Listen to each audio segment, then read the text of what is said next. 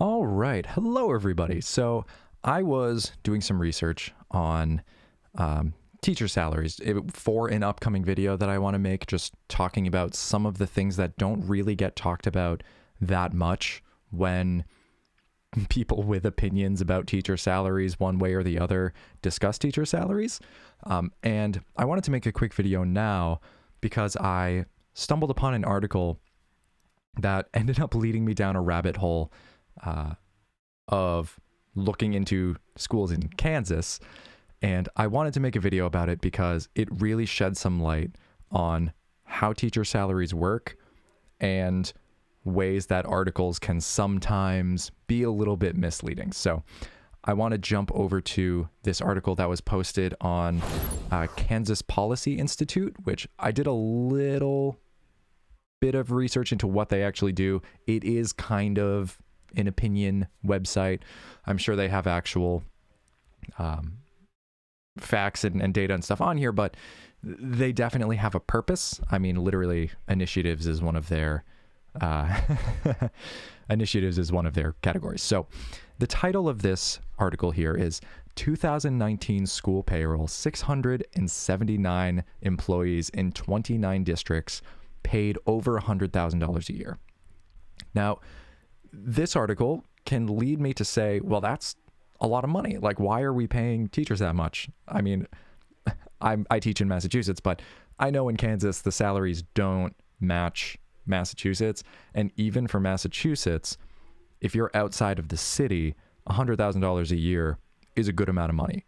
It's very much at the top of what most teachers in Massachusetts would get paid if they even get up to that. So looking at this, I thought, Kansas, $100,000? Like, I know they don't make as much as we do in Massachusetts.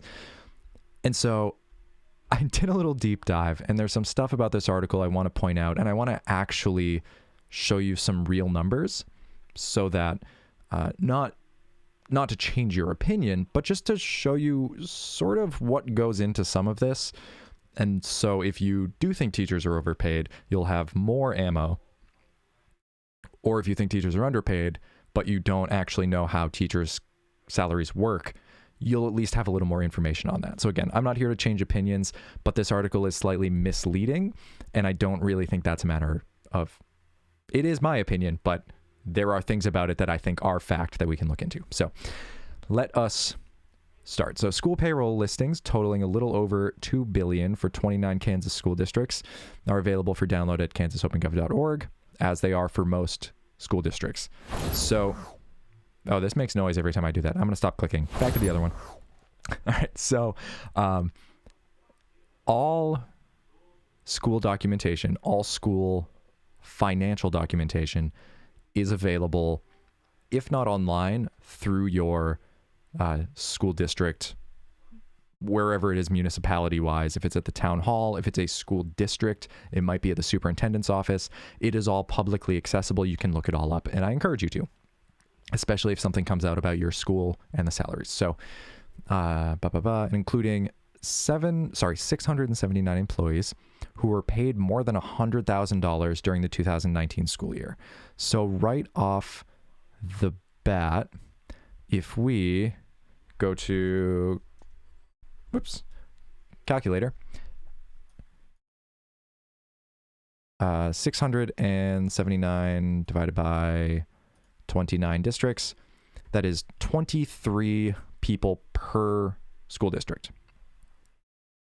Which is, I mean, for Kansas, that feels like a lot.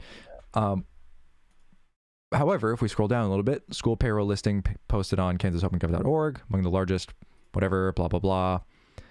That is just about the information they pulled from. Now, this whole first chunk, the 25 highest paid school district employees, a lot of superintendents, a lot of admin. I do not know enough about what goes into the job of a superintendent. I mean, I'm a teacher. I teach. I do what I need to do in the classroom, and make sure that I'm prepared to do what I need to do in the classroom. I do not really think about what it goes into to be a superintendent. So I don't know if these numbers are a ton. I don't know anything really about these school districts in particular. admin is a whole separate thing, which is an important note. And that's going to go in the other video that I make, which is teaching and admin, two totally separate things. It's not just a promotion. It's literally a totally different job. So if we scroll down here, okay, this is still talking about the admin. Also noteworthy, that's whatever, superintendents. All right, 11 of those paid over $100,000 are teachers. So that's a much smaller number than 679. So let's jump back to our calculator here. 11 teachers out of 29 school districts. I mean, I don't have to use the calculator to tell you that that's less than 1 per school district. 29 divided by 11. 2. Other way around. Sorry. It's less than 1 per school district. That's what it was. I switched the numbers. My fault. I'm a music teacher. What can I say? So the top teachers on this list are all from the same school district, the Blue Valley School District. Now, the top 4 teach phys ed, and that's something they made sure to make a point of here. 4 of them teach physical education. 1 is a business teacher, and 1 teaches art. I will tell you, knowing how teacher salaries schedule or knowing how teacher salaries work, it doesn't matter what you teach. You sign the same contract. So the fact that they're pointing out what they teach in terms of their base salary is absolutely irrelevant. It does give me a little insight into how they may have gotten paid that much, which is something I'll share in a moment. But just recognize, if you read an article that's starting to harp on, it's a music teacher that makes this much, or this gym teacher made this much money, if they're making it about what the person teaches, they are probably trying to sway your opinion one way or the other, especially because, as I said, you sign a contract to be a teacher. Yes, your title will be physical education teacher, music teacher in my case, but at no point do you sign a specifically different salary agreement because of the subject you're teaching. So that's really the biggest thing. It could have been all math teachers. Now, the other thing that I'm noticing here that is sort of coming up as a red flag to me is total pay. And then it made me realize, wait a minute, at no point does it say anything about salary in here. And that really sort of sparked something, which is, oh, they're not talking about what these teachers' base salaries are. They're talking about the total amount that they were compensated, which is a very different story. Now, one other thing I'll say before I actually show you how these salaries work. These numbers are very close, but they're all different. And that to me is also an indicator that they're including other payments other than just the salary. Because when you're a teacher, and again, we'll see this in a moment when I jump to the salary schedule, there's no way that your base salary, like there's no option to have this close of number, like 101,280 and then 101,777. Those close of numbers aren't going to exist on a salary schedule because of how it's distributed. So I've used this term salary schedule a bunch of times. So let me actually show you the salary schedule for this school district. So here we are looking at the salary schedule.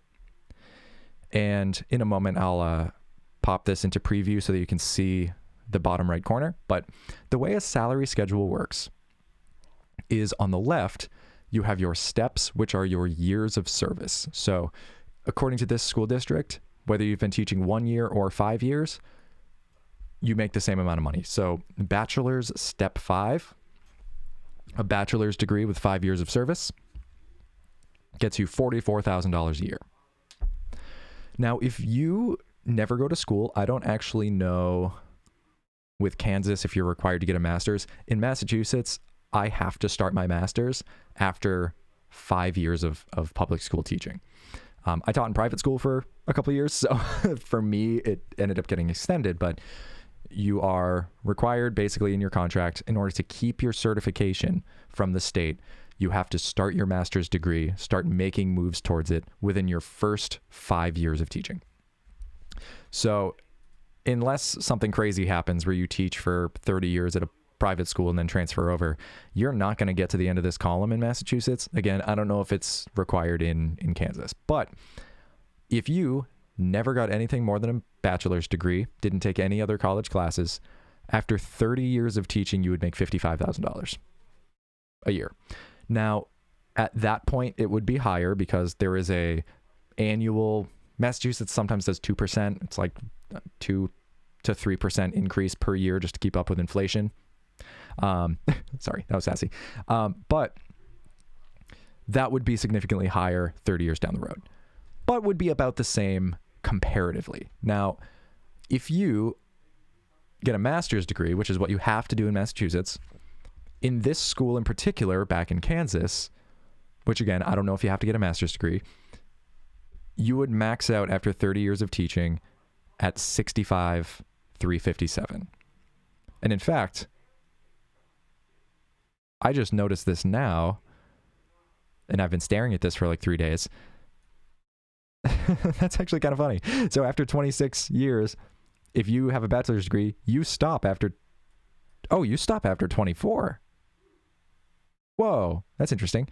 So then same thing, once you get up to a master's degree, you stop getting higher salary after 24 years, and you're just going by the percentage increase. So if we go over to the far right of the column, and I'm going to open this in preview so you can see it. The bottom right of the column, bottom right of the salary schedule is doctorate and 30 years of service. And you max out at 82,571. So if these 4 gym teachers that they talk about in the article were just salaried, if all they were doing was their job, then they would be getting 82.6-ish after 30 years of teaching. So this is somebody, if you don't start teaching until you're 21 or 22, this is somebody who's already like 52, maybe older. So looking at that, I'm already thinking in my head, like, well, where did that extra $18,000 come from if after a doctorate and 30 years of service, they're only making 82.5? The other thing that's interesting, this salary schedule is from this current school year, the 21 to 22 school year. That article was written in 2019. So that 82.5 is actually probably going to be closer, going backwards through the 2% increases, probably 79-ish. So again, we'll even give them the benefit of the doubt and say that it was written this year, and we're trying to get to a goal of $100,000. So they're at 82. There are other ways that teachers can make money, and this is something that I want to really make aware of. This is sort of my point in making this video. Not everything is the salary. And so when they say these 4 teachers were paid X amount, what we need to do is start doing some digging to figure out what else did they do that got them paid so much. So I found their contract. You can find all this information online. This is all very available. All you have to do is go to your town website, as I mentioned. If your teachers have a union, which they likely do, go to the union website. Just type in the name of your town teachers union. Generally, that will bring you to the union page, and you can actually find the teacher's contract. The contract, usually the whole title of it is a collective bargaining agreement between the teachers union and the town. So look for those types of words, collective bargaining agreement. You can just type teacher's contract. Sometimes that shows up. Sometimes they'll post the salary schedule separately. So those are all words that you can use to your advantage. Now, in looking at their contract, so that's page 17. So again, I think this is an old one, right? Oh no, 2019. So 2018-19. So it's 2 years old. Agreement between Blue Valley something Educators Association, National Educators Association, I guess, and the Blue Valley Board of Education, United School District, state of Kansas. Nice. So if we go back down to the page I was on, 16. Oh, there's a salary schedule. Oh yeah, so this was the 2018-2019. Oh, 77. Wow, I undershot that. So if we scroll down, now, one of the biggest ways teachers can make extra money are what are called extracurriculars. If you run anything after school, if you do any sports, if you run clubs, I'm a music teacher, so I have an after-school choir that I do. Things like that give you a stipend. So it's rolled into your contract, it's rolled into your salary. We'll just pick an arbitrary number. Say you run chess club and you make $800 a semester to run chess club. It's either put into your bi-monthly or bi-weekly payment, or at the end of each semester, you just get an extra $800 on your paycheck. Now, this was interesting. When I did some digging on this school district, what I found was that unlike most schools that I've ever worked at or know people who work at in Massachusetts, where we have a set number. For instance, my choir will pay X amount, no matter if I'm a 30-year teacher, a 5-year teacher, have a doctorate, or if I'm fresh out of college with a bachelor's. It is a dollar amount that we get for certain extracurriculars. High school football coach makes X $1,000. Doesn't matter what his salary is, his or her salary. So looking at this, however, they have what we call primary multipliers. Now, that's really interesting. What they're doing is, rather than saying, all right, we pay X amount of money for a football coach, they say, if you're the head football coach and you teach for the school, you get paid an extra 16%. That's what it is of your salary. Again, full-time equivalents, FTE, is done out of 1. So if you're a half-time teacher, you are a 0.5 teacher. If you teach 4 out of 5 classes that a teacher contractually would have to teach, you are a 0.8 teacher. That's what this is talking in, full-time equivalents. So this is like 1 is your full salary. 0.2 is 20% of your salary. To be a trainer, I mean, which is fine. I mean, I have no problem with that. But wait a minute, let's go back here. 4 of these 5 teachers who made over $100,000 were phys ed teachers. If I had to guess which teachers were most likely to be trainers, it might be the phys ed teachers. Head boys basketball coach, head girls basketball coach, head football coach, another 16% of your salary. So let's even, and all these other coaches, 15% of your salary. So let's just do some math here. 82.5 was, 82.5 82.572 times 1.2. So 1 being the full salary, 0.2 being this part that we add on to it. That is $99,000, which is pretty darn close to $100,000. So this alone is getting us really, really close. Now, other things that can potentially happen, are you covering a ton of classes? They actually talk about it in this contract. I read through it. Extra duty pay. So in this case, if one of your colleagues is absent and there are no substitutes, which has been happening just for schools all over the state,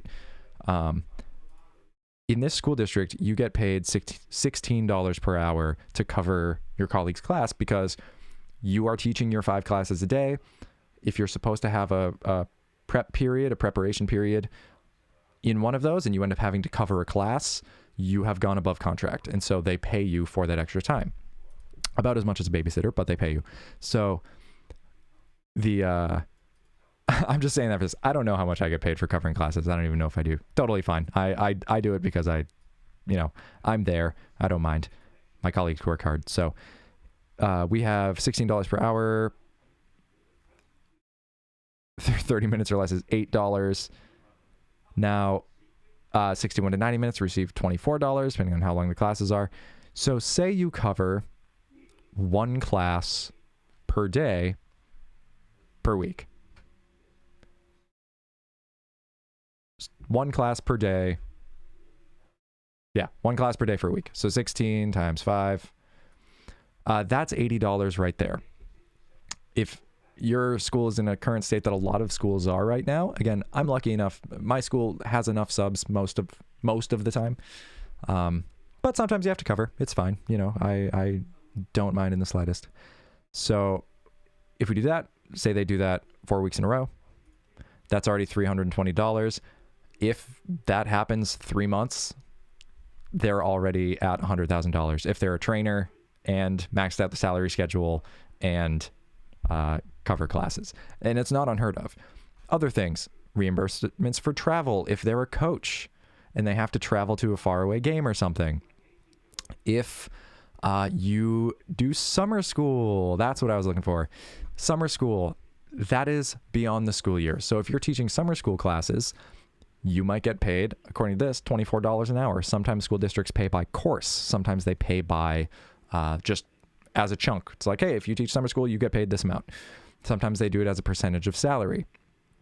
Now, one of the other things that can happen is if you are teaching a new class, you can get paid for curriculum development. So say, for instance, your school has never had a health class. We'll stick with the phys ed side of things. Say your school has never had a health class and the state mandates, all right, we need to have health class. Then your school, through what is known as the curriculum development budget, they can say, all right, we have money set aside for teachers who need to write new curricula for new classes. So, hey, Mrs. Jones, why don't you're going to be teaching health next year, so we will pay you X amount of money to write a complete curriculum that you'll be teaching off of for health. Make sure it's approved following state guidelines, make sure it is in line with your department head, stuff like that. But you get paid for that time because, again, it's outside of the school. It is stuff beyond your regular duties as a teacher. So overall, even just from that percentage multiplier alone, that got us very close to $100,000. Now, these are things that, again, are available to you. I highly encourage you to look up this information. If an article comes out about the school district you teach in, if somebody's running for something and says, teachers don't get paid enough or teachers get paid too much, check. And then you can see how many teachers get paid X amount. You can see the distribution. Again, that information is all available to you. If you see articles that start by stating something that might seem a little shocking, do some digging. This is where the nitty-gritty does matter, because this was not their salary. This was not every single teacher. I would guess that most teachers fall in the sort of this area over here on the left. It takes a lot for them to actually get up to even above 69,000. So again, do that research. Hopefully this armed you with a little bit more that you can use if you don't really know anything about the world of education. This was a long one. Thank you for taking a listen. Again, hopefully this helps. And whatever opinion you have, hopefully it is a more informed opinion, and hopefully it sort of enlightened you to what's going on in the world of education as far as salaries go. Thank you for stopping by, and I will